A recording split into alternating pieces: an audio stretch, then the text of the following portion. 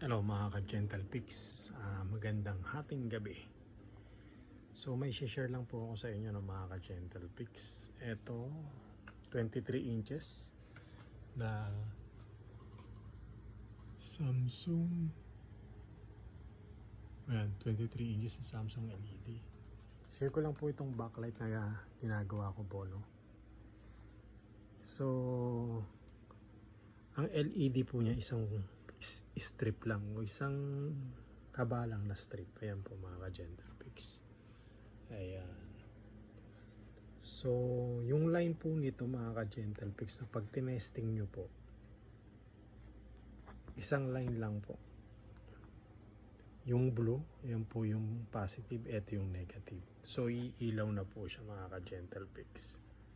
So share ko lang po sa inyo, nag-iisa lang po yung strip na yan.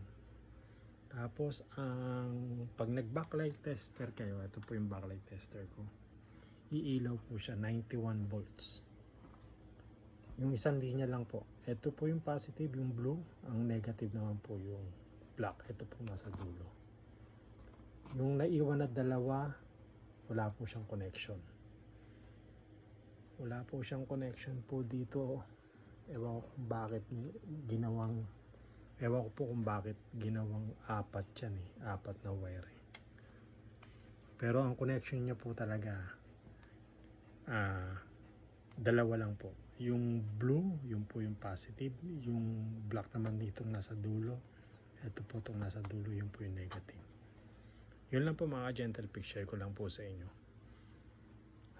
Ayan po, kinalas ko na po yan. Oh. Ayan po yung mga power board at motherboard. Yun lang po, share ko lang po sa inyo mga ka-Gentle Pix. Bye bye.